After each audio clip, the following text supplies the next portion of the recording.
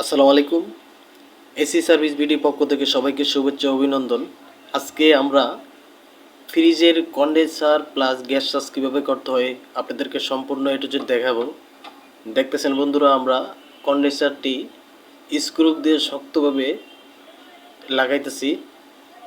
তারপরও আমরা কন্ডেন্সারের যেই উপরের প্রান্তে আছে ডিসচার্জ, কম্প্রেসর ডিসচার্জ প্রান্ত আমরা ওয়েল্ডিং করব।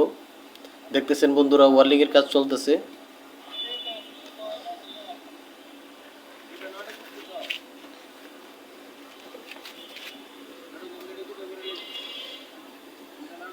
আমাদের চ্যানেলে এসি ফ্রিজের কাজের ভিডিও ছাড়া হয়।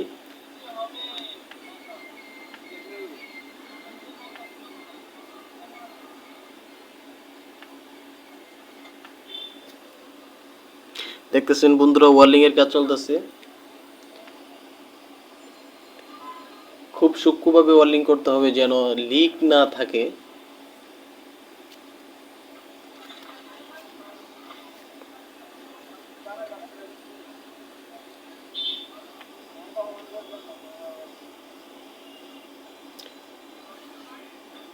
তারপরে আমরা কন্ডেন্সারের অপর প্রান্তে যে লেয়ারটি আছে ওইটা আমরা, কন্ডেন্সার সাধারণত লোয়ার হয়ে থাকে বন্ধুরা, আমরা তামার পাইপ, কপারের পাইপ অল্প একটু কেটে লোয়ার প্রান্তে ওয়েল্ডিং করে জোড়া লাগাবো।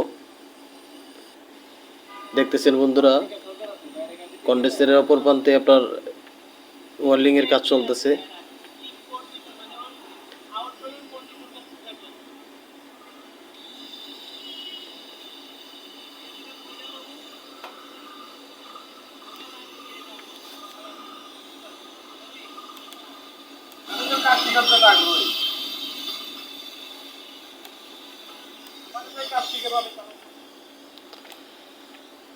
দেখতেছেন বন্ধুরা, ওয়েল্ডিংয়ের কাজ চলতেছে।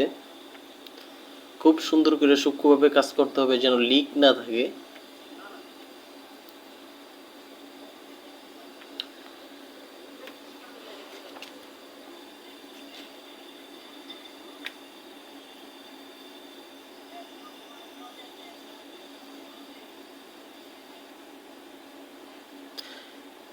তারপরে আমরা স্ট্যান্ডার লাগিয়ে সুন্দর করে ওয়েল্ডিং করে নেব। তারপরে বন্ধুরা 22 নাম্বার গ্যাস দিয়ে আমরা চেম্বার ক্যাপিলারি সুন্দর করে ভালোভাবে পরিষ্কার করব যেন ভিতরে কোনো প্রকার ময়লা বা অয়েল না থাকে।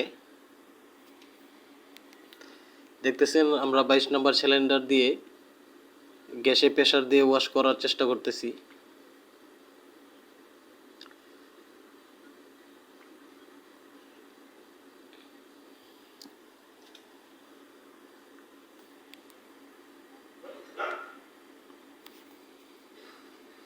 বন্ধুরা দেখতেছেন চেম্বার থেকে অনেক অয়েল বেরোইতেছে,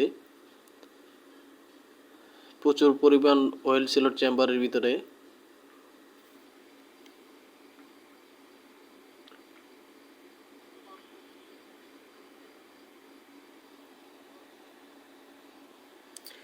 আমাদের চ্যানেলে এসি ফ্রিজের কাজের মেরামতের ভিডিও ছাড়া হয়, আপনারা সাবস্ক্রাইব করে আমাদের পাশেই থাকুন।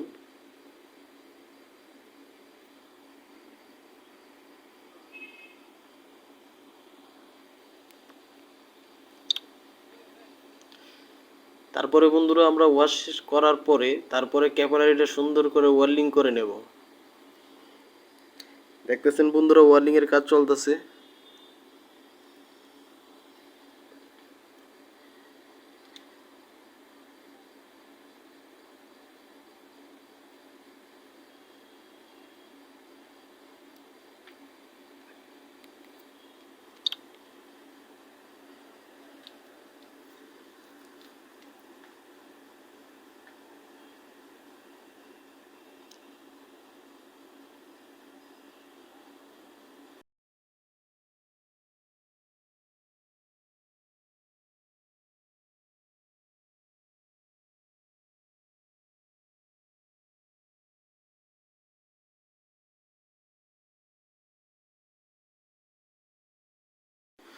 ওয়েল্ডিংয়ের কাজ শেষ করার পরে তারপরে আমরা কম্প্রেসারটি চালিয়ে উল্টাভাবে প্রেসার দিয়ে দেখব ডিসচার্জের থেকে হালকা পরিমাণ বা কোনো প্রকার ময়লা বের হয় কিনা।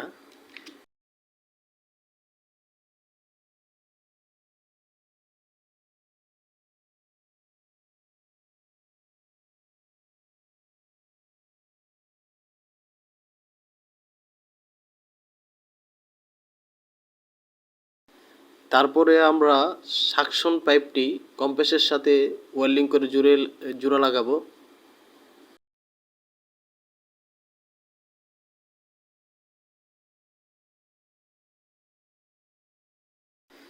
তারপরে বন্ধুরা 30 থেকে 40 মিনিট আমরা বেগম করব, যেন ভিতরে কোনো প্রকার হাওয়া না থাকে।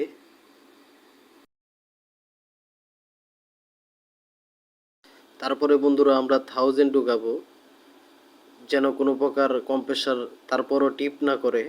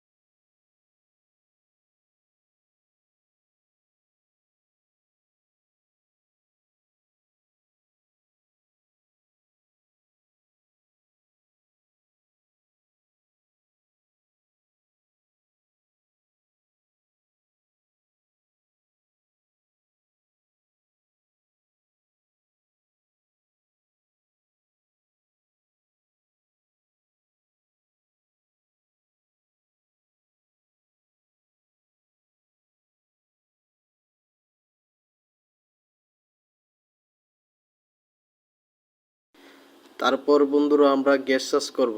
পূর্বের গ্যাস ছিল 600 নাম্বার, আমরা এখন 600 নাম্বার ইউজ করব।